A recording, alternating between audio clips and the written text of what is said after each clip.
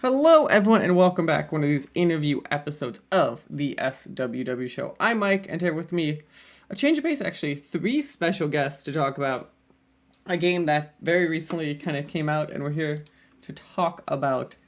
Ooh, I'm gonna really butcher something that they've said to me a few times on this call. I want to say GoobnBalloonsDX, and I know one of you is gonna really correct me and enunciate that, but much better. So I guess to get It's started. GoobnBalloonsDX. GoobnBalloonsDX. So Perk, let's start with how this we go. We go around. Chris, start with you. Chris, Finton, and Zach, kind of introduce yourselves, and then let's talk about what is this game. Hello, my name is Chris, and I was the art director for GoobnBalloonsDX. My name is Fenton. I was the lead programmer for GoobnBalloonsDX. Hi, and I'm Zach. I am a member of Sudan's Audio, and we did the music for Goob. Perfect. So let's kind of start. So for people who have never heard or just like most people, I feel like when they listen to these, kind of pull up the Steam page. What is Goob, and where did also you don't want to ask where did this fun name come from? If I could speak on this, Yeah. It's an arcade style twin stick shooter. Where the core conceit of the game is that the screen progressively fills up with balloons as you acquire more score, and there's different types of balloons and whatnot. And if you get touched by anything, you die. There's also like a story mode, like an arcade mode, and like some bosses and whatnot. The name of the game, actually an interesting story. This game, before it was a game that we decided to go all the way with, was actually a game jam game that we worked for, in like a Godot game jam. And for the jam, we knew we wanted to make like a one-screen game, and there was one screen game in particular which was on our minds, which was the game Bird and Beans, PRO, the one where you play as the bird and like you shoot out your tongue diagonally. A very small Nintendo game that not a lot of people know about. Yeah. So, we kind of just adapted. We were like, bird and beans, where you are the bird and you eat the beans. Well, this is a game where it's Goob and balloons, you play as Goob and you shoot the balloons. So, we also sort of pulled some more stuff from that game, mainly like the idea that the background gets crazier and more kind of elements come in as you get more score. I think that was like sort of like the main thing that we pulled from that game, alongside like the sort of the one screen nature of it. The one screen nature I would like to talk about for a second. It's an interesting conceit that I feel like we see games do, but we don't see games do kind of like, I feel like going into it in the same way of like kind of that being the goal. It almost seems like to happen. Was there something to you guys that like made the one screen kind of stand out as like this idea from the game that's something you wanted to kind of keep playing with? Yeah, I think when it came to making the original game, which was a game jam game me and Finton worked on, it came down to we wanted to limit ourselves. I think it's very easy to go into a game jam and say I'm going to make a Metroidvania, or I'm going to make like I don't know, some crazy platformer or something like that.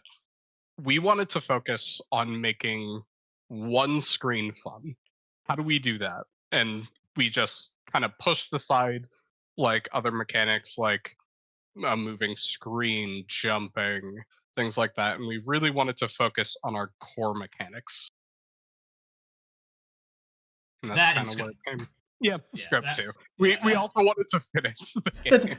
That seems like a good defining defeat of like, we could like do stuff in this limitation, but it like really hard limitates you guys to do like certain things within that conceit, and that's also a good conceit probably too, because then otherwise you see how a game like this could just get endless really fast, depending what you're doing in levels.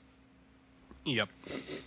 And for us, it worked out pretty well. We were able to finish like a week early, and people had a really positive experience with the original Game Jam game. So we're like, let's make a full game with many levels and many characters.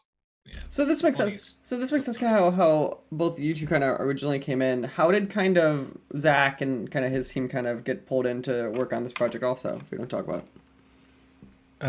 Well, So Speranza had worked with this same team on another project, a school project that we had collaborated on, and then eventually um, they very kindly asked us to step in on the music about almost 2 years ago now, right? It feels like that, yeah. And yeah, that's how that started. Much smaller version of the team. When we had worked on that previous project, that school project together, we were still the three of us going to Berkeley. We were all from Berkeley College of Music, and we'd had a bunch of other Berkeley students as sound designers and music and all that kind of stuff. But for Goob, it was just the three of us, myself, and then the other two co-founders, Tomas and Anna. And that's like the tamest version of the story. On the our side, the iconic arts side, we were in a bit of a crisis because we were working with somebody and they developed half of the soundtrack for the game, but we had a little bit of a falling out, and they left, and they also left with all of the music they made.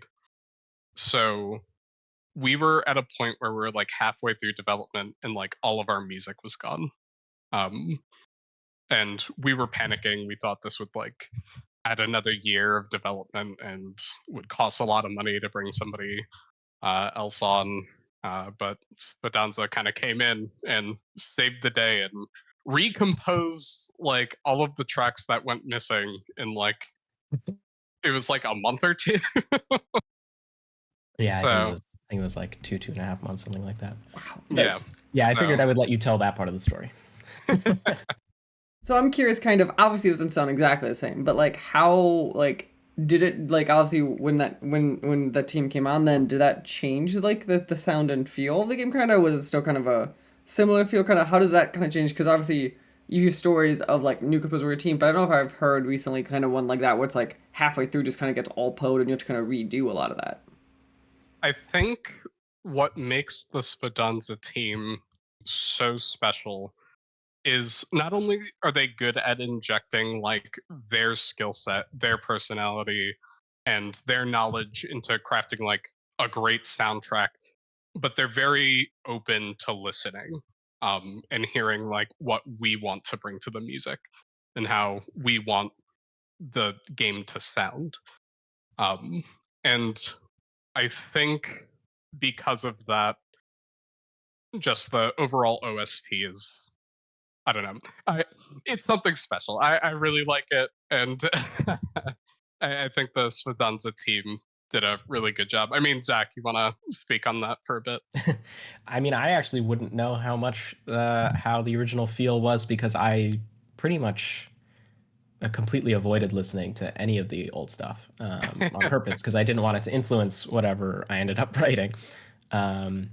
Not that I think from what I've heard from Tomas and Anna, who I do believe listened a little bit, that anything I wrote ended up sounding that similar to what was there. But yeah, I mean, I imagine things changed. But it was really just an effort to make sure that we were listening to what you all wanted and your goals for like each of the major points in the game and all that kind of stuff, and trying to do our best to meet those expectations. That's an interesting kind of story. So I'm curious. So one of the things that in this that is interesting I want to talk about it is, so you mentioned that there's a story mode in this game, and I'm kind of curious.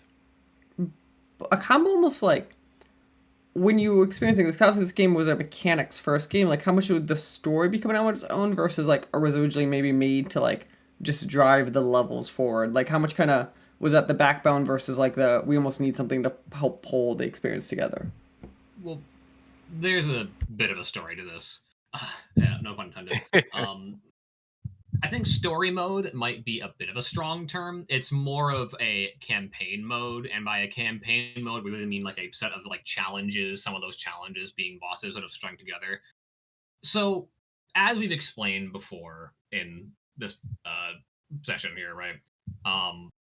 The game started out as a game jam game, and this game jam game was just the arcade mode. It was just You pop balloons for score, and the screen gets crazier, and more music comes in as you play, etc. That ended up, a lot of people had a lot of fun with that. We actually had it on a school arcade cabinet, which got a lot of traffic, and we said, well, hey, if people think this game is fun and it's relatively simple, maybe it's a good candidate as for something that we could try to push onto consoles and be our first sort of commercial thing, and sort of test the waters and see how it does. So our initial goal for creating the game was to recreate the old game, but in the new style, right? With more of the hand-drawn style. And we accomplished that fairly quickly. Yeah, within the first month. Yeah. And from there, it was an open question as to, well, what are going to be the additions, which are going to, give it more content than just an arcade mode with 3 types of balloons. And, we did things like, more types of balloons, balloons that shot at you, things that did different things, different kinds of stages. Co-op was big. Yeah, co-op was on the short list. There was a character that was designed for the old game that we didn't get a chance to put in. So we managed to put it in as an alternate character that you could play as, that had a different moveset. But one of the big things that we wanted was a mode that we thought was going to be a lot lighter than it ended up being, a sort of challenge mode, wherein, in the context of the normal arcade stages, the player would have to do things like get X score in under X time, right? Or, pop balloons in this radius in under X time, or get to a certain score, but there's a thing chasing you that's going to kill you, right? But I think because of a lot of pushing, mostly from me wanting us to go a little bit further, I ended up pushing for things like, let's have an overworld, let's have some bosses, let's have feature creep one. Yeah. Let's have 4 or 5 playable characters, and I think it is good to always push for a little bit more. In hindsight, I think I definitely would have, pushed for a little bit less and maybe added in another boss fight. Maybe, focus in more on what people super duper like. But I think, yeah, a lot of the bosses and stuff was a lot of pushing from me, and well, it is there. So I've got to ask the question then, which is the question that every developer doesn't like to admit, but is usually true for most cases. I'm curious how much longer than the game take than you expected to take. Several times, much. We went into this project and we're like, okay, we're setting this. You're gonna say 3 to 6 months. You're about to say 3 to 6 months. I feel like we set the goal of 6 months, and we're really committed to that 6 months. The game took about 1.5 years to come out. Or sorry, 2 years, 2.5 years. Yeah, a little fun fact is we were brought on in the middle. Speranza was brought on in the middle of the project, but at the time, the way that we had sort of talked about it, and the reason why, really big reason why we finished the music so fast, is because we were under the impression that it was coming out very soon after we were done with the music. And then, of course, it ended up taking longer than that, because that's how it works. Granted, a lot of it, we were technically done with the game about 1 year ago. And I think we got the opportunity to do some marketing for the game and translating the game. And honestly, the translation process, along with the marketing process, it pushed it out another year. I've had the experience working games. I've never actually had the experience to work on games with a translation piece, kind of. I am curious, kind of from your point of view, was it a lot of here's the scripts, we hand it off to a translator, and then we input it into the game and make sure the UI and those pieces work? Kind of, what does that process kind of look like from your point of view? Because I'm assuming you went doing the translation in-house. Yeah, I guess we can. Finta could talk more about the technical stuff, and I could talk about the art aspect of that. But yeah, Finta, if you want to. So, like many of the things in the game, the translation was not something which we initially planned to have in, but once we started to, roll around to having like a publisher, right, Nextcraft, is sort of when we started to think more about these kinds of things. And one thing, I think like the biggest thing on the technical side, which maybe we should have foreseen, but hindsight 2020, is that you really want to have all of your text in like JSON files or like just external text files. Some sort of you're pulling it in. Yeah, that's always what I've heard. Okay.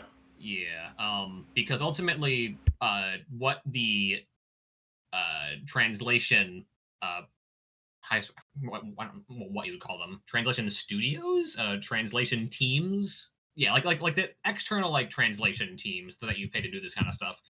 What they want is they want like a big JSON file with like all of the keys and all of the values, so they can just like give you back like an equivalent one in all of the languages, which you can then like use in like some system. So the other programmer and I had to go in and like quickly hack together like a little system where we pulled out all of the text in the game and like brought it into this one big like English.json, give the translators the English.json, they give us back like the rest of it. And we also had a one kind of funny thing which maybe pushed things out a little bit was we had a lot of text in the game that was just drawn, right? Yeah, I think I could maybe speak to this.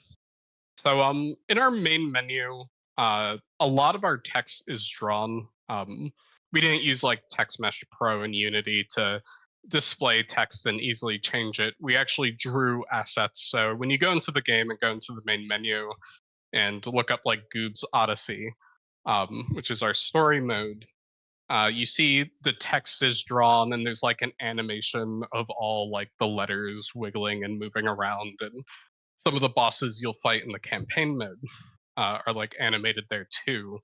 We had to more or less translate all of that, the animations, the text itself, into other languages. And even like something as simple as like the loading screen, whenever you like load into a new scene, there's a cute animation of all the main characters like walking, and there's text that says loading. In hindsight, we probably wouldn't do that again if we had the opportunity, because again, that was just like another thing to pay to have translated, and then like we all had to like retranslate that and redraw that for the loading screen. So it was pretty rough. That because I've always heard kind of with the big thing I've heard is that text feeding in.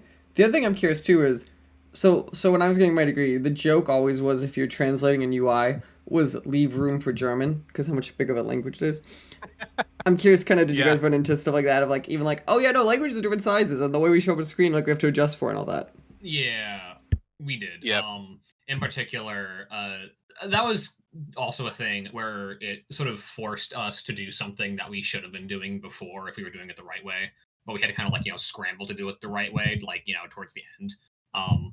Really, it was just mostly a case of ticking off the funny box that's like auto size the text to this box, and actually going in and making the text boxes like the size that they like should kind of be, as opposed to just sort of being all over the place. But yeah, no, that the problem of certain languages being big and having big words, especially German, did in fact affect us, and we did in fact feel it. I think another kind of difficulty when it came to translating was like I said earlier, the game was in a complete state. Like we were ready to launch like October of last year. However, just because like we got the publisher and we were new opportunities like translating and marketing became available to us. Like that really expanded the scope of the game. But at that point, a lot of us actually started moving on to our next few game projects. So it was a little bit rough asking members of the team to drop what they're doing on the next project to go back to the old project to draw more stuff for it. Yeah, that's always that fun. Like I was thinking when you walk away even from a project once in a while, you're just like, yeah, what was I doing? How does this work? Like, how do these systems Yeah. interact? Yep, a lot of that. I was say also when we're talking, at least on Steam, you guys, and I think everyone been out for like a month and a half ish, right? Mhm. I'm curious, kind of immediately, kind of as a broad metric, how has the feedback been so far in the game, and how is that compared to kind of what you guys were expecting, kind of going into launch? I think without getting into too many specifics about like numbers sold or anything like that, um, we expected like we were hoping that our friends and family would turn out and like really try the game, and in that aspect, they definitely did. I feel like one thing that we've kind of struggled on, and one thing that I think we want to change for the future, is how do we get outside of the bubble that is just like our friends and family? How do we get out of that scope? I think we've definitely reached out to like some people we've never met before, and they've enjoyed the game. Um, but we really want to learn, how do we become more of a worldwide thing instead of just like a Massachusetts game studio, you know? Hmm. No, In that terms of people that have played the game, typically, from like streamers and whatnot that do end up playing the game, their opinions on it trend towards it, like them liking the game and then being pleasantly surprised. Yes. so that's interesting then, kind of. So I'm curious then, kind of, obviously we were talking, you've released it on multiple platforms. Has that changed anything, kind of, from like the feedback, like per platform, anything? It's So tough because the reviewing process on like a console is a little bit more hidden than it is on Steam. I think Steam does a really good job at showing the user that like reviews kind of mean something. Whereas like on Xbox, I don't think there's very few people who will take the time to review something on like Xbox or PlayStation or Switch. Um, but for the few reviews we have gotten on consoles, um, they have been good. And Finton, what were you gonna say? I was just going to say that I don't think we can necessarily get into like specific numbers for consoles. Mm-hmm. Yeah, that's just I just want to put that out there. No, sorry, I was not trying to fish for you saying what your sales is. We're trying to get like a broad there. But no, that is interesting. I'm also curious, kind of, would you guys, with understanding the size of the team you are and probably will be in the future, would you want to do something like this again, where you simultaneously release on probably this level of platforms or this level of countries and regions, or would you kind of segment it out, kind of in the future a little more? It's hard to say. Oh, Yeah. I Um, guess to share some of the insights that I've had, we were pleasantly surprised with how well console releases did. Again, I want to avoid using specific numbers, but we, or at least I thought console sales would be much worse than they are. Um, However, they seem to, I guess a phrase we've been using on the development team is they're just kind of like a multiplier of the sales that we would have on PC. Um, so again, without getting too specific into the money part of this, financially, if the avenue is open to us, I would not mind releasing on console again.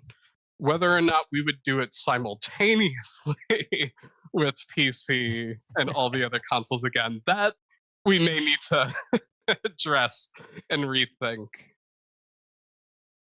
so one of the I think goals that we had with this project, right, was explicitly to put things out on consoles so that so that we know what the process is, and so that in the future we can do so easily, like more easily.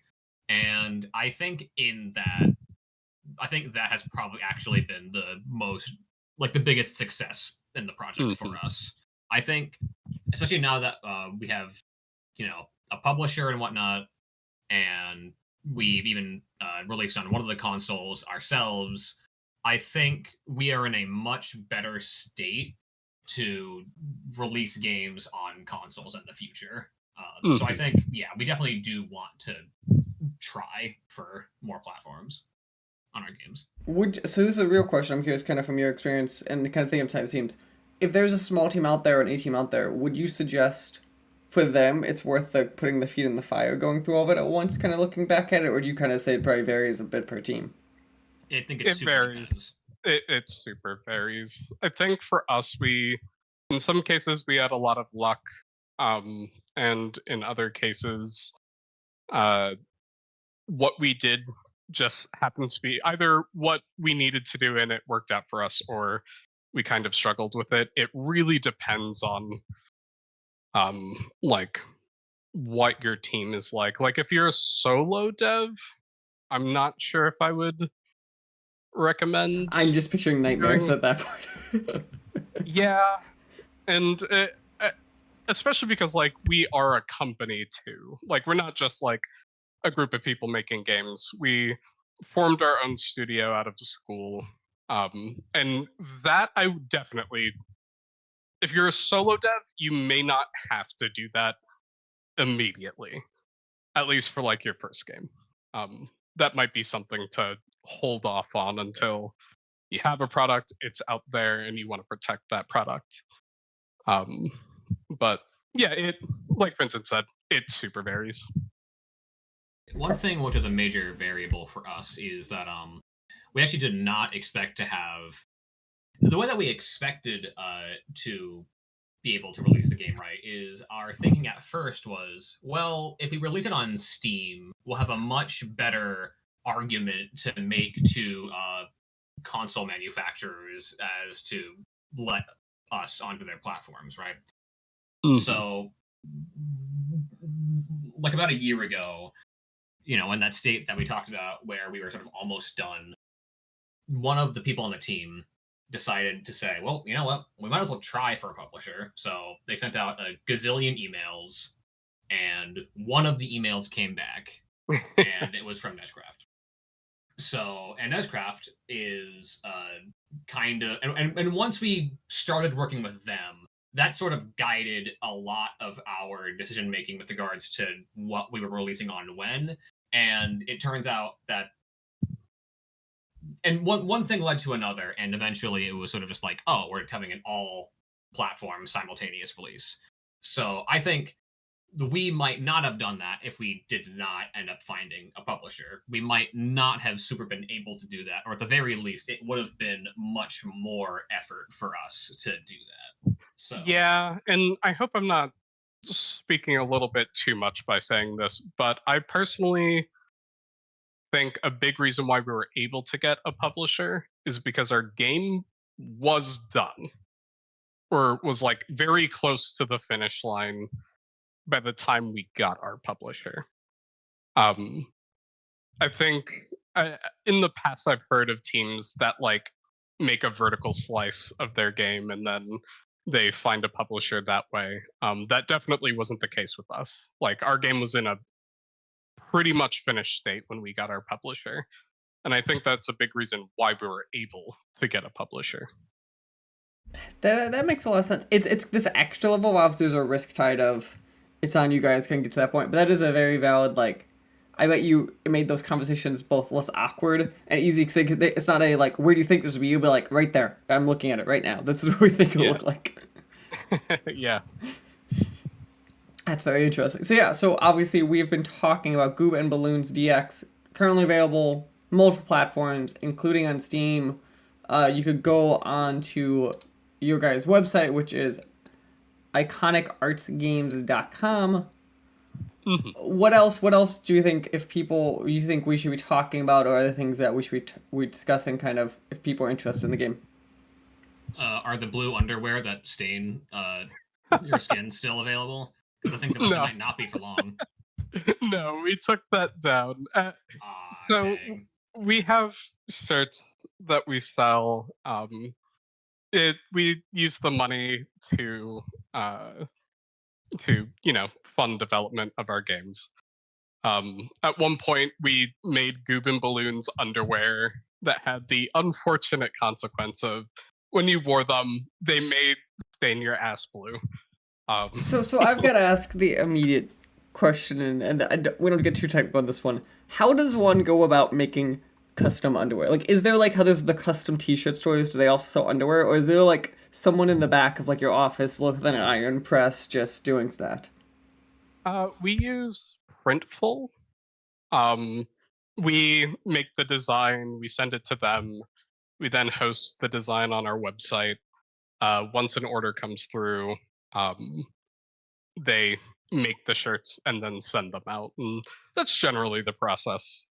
That's The less fun underwear than I was fun thought. to make. Well, when it comes to the underwear, it was pretty fun. But yeah, It's just one of those where like it's one of those where you just always wish those were a little more fun. Also the other thing I'm too far about that. How did they turn? Like, was it just too much ink? Like, why? I think it was too much ink. I've heard that once you wash them for the first time, they lose the ability to stain your ass blue. Uh, This is um, amazing. I just. but for some people, it might be a benefit. Maybe A feature, not that's a what bug. they want. Yeah, exactly. So See, it it's should be all like about introducing the blue, like that. You could make it like a product feature, like. exactly. Be like free tattoo. Free But, temporary tattoo, perfect.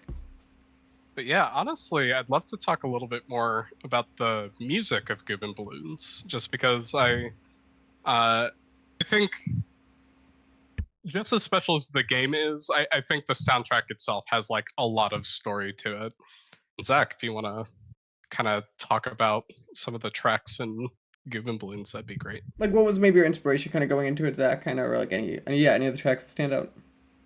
Oh, I mean, generally the process, I don't think there is was necessarily like a distinct reference that we were given for all of the tracks. There were melodies that were present from the jam version of the game that became like the main theme that we used. Um, and I think that appears, the Goob theme basically appears in every single track of the game. Yeah. Um, I think maybe what I did for the overworld for the last zone, I think I probably has the least amount of the main theme in it because, or I think really just that whole last area, since that's sort of I suppose you could call it a darker part of the game. Um, but yeah, I think it was pretty piecemeal. Like each different track, we were given different bits of inspiration. Sorry, Chris. Go ahead. Oh yeah, I just wanted to mention that I think when it came to communicating to the sound team, like I was kind of the person that did most of like the music should feel like this. And I think one of my big musical inspirations comes from games that Nintendo put out, and Undertale and Toby Fox. What he was able to do with that soundtrack, where leitmotif or like a specific melody can tell a story if like played in different ways. So there's one motif which is like the Goob theme that plays in the main menu, but that theme kind of bleeds into every other track. Mhm. However, every other track has a different feel. One track takes place like underwater, and it's like a underwater graveyard with like these giant moa heads that fire lasers into the foreground Yeah. and try to kill you. That definitely has like a different kind of feel than like Goob Star Heights, which is like this happy-go-lucky, you're flying in the sky kind of level. But yeah, no, it's just amazing how Spedanza was able to bring it all together. So, like, when you guys going back and forth, is there like a level of, do you just start with a, like, I have this feeling I wanted to per se? Is it a, maybe here's a track I thought of? Like, what does that kind of look like, kind of this iteration going back and forth between you guys? I mean, the first thing that we ask is like, what's the purpose of the music at that particular time? Like, and what does it need for the player? What does it need to do for the atmosphere and that kind of thing? And usually that does lead to asking. So there was a lot of asking Chris for a lot of these levels. Okay, like what is a reference piece of music that you like that gets close to what you want?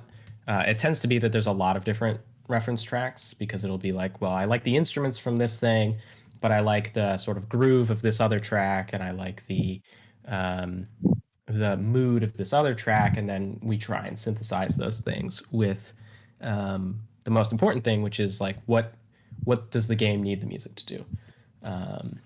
That's the experience on our end. I don't know, Chris, if there's anything else that's more specific to the client end that I've missed there.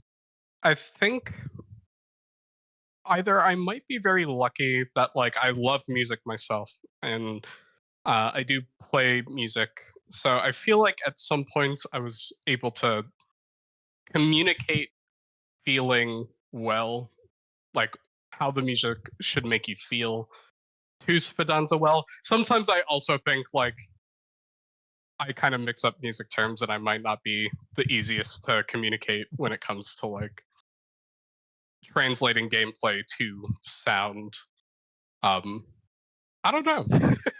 I mean, the important thing is you know what it should feel like, and that's really the thing. Yeah. Like, it doesn't matter if the base assumption for any composer working in games or any media like film, games, television, is that whoever you're making music for isn't gonna know the terms or the specific terminology, and that's not really necessarily an issue. But what is an issue is when you work for somebody who doesn't know what the music is supposed to say, and that was not an issue this time around.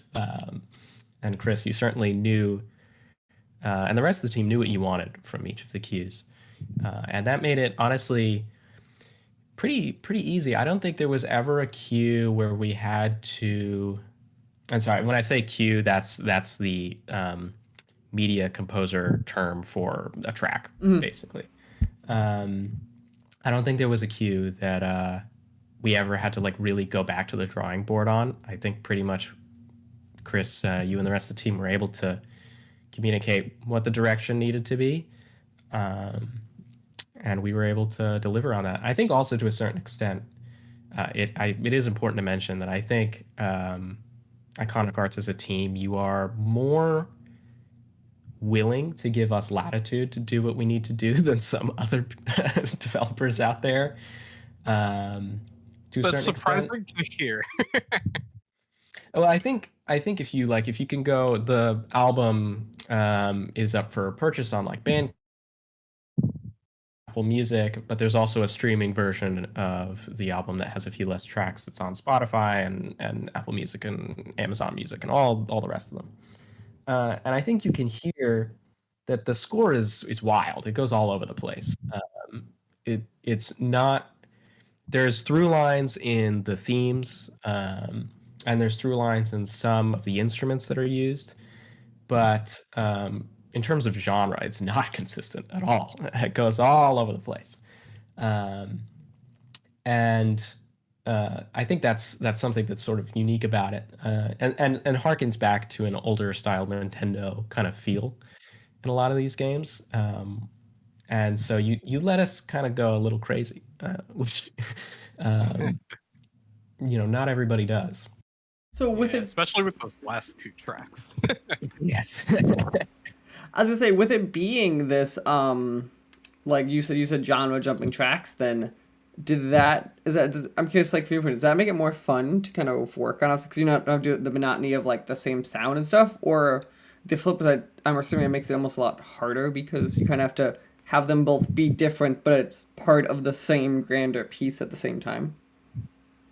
It's definitely a challenge, yeah, because you do have to worry about consistency. And I think, it worked to our strengths because there are three of us. We're all sound designers and composers, and we all have our own individual styles. So for a project like this where it was going to sort of move around a lot, we all took, I think at the end, pretty much all equal numbers of tracks. And so what we did is when there was a cue that would come along that maybe stylistically lined up more with one of us, that's the person that would take that cue.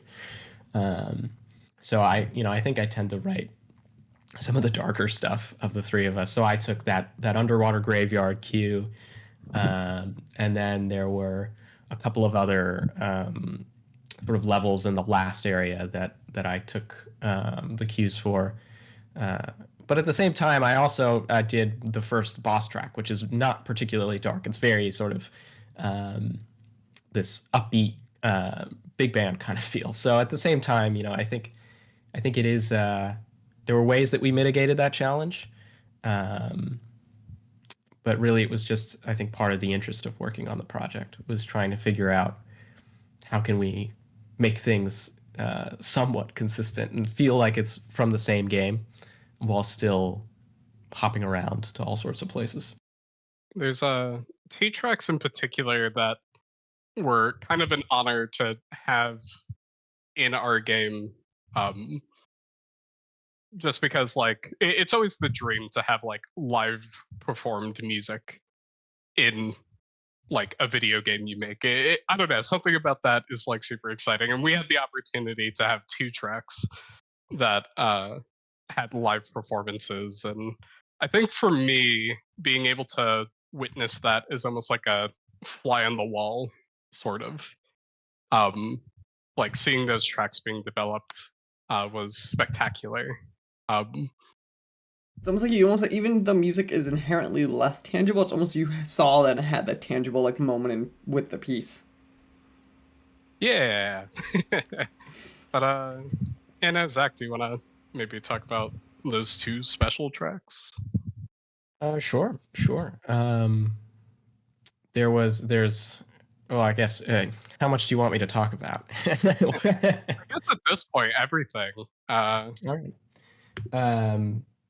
So those two tracks were the end credits and the final boss of the game, and we had a lot of special attention paid to those. Tomas wrote the final boss track, and Anna wrote the credits music. She went into the process of writing lyrics and did the arrangement for all that sorts of process, and she worked pretty closely with you, Chris, on that. Mm-hmm. And then we had a few basically connections from Berkeley, a few of our friends who we got together. We got I think 4 vocalists and a really, really good sax player, really incredible sax player to record some stuff for both of those tracks. The sax player was just on the final boss. And those recording sessions took place over the course of just a week, I think.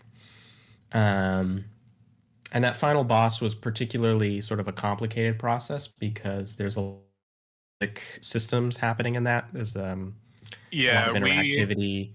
We were working on the final boss as that track was being developed, and like the music dynamically changes to what the boss is doing. So there was a lot of back and forth, like, oh, how long is this attack going to be? Because we need this part of the track to play for the entirety of this attack that's happening right now.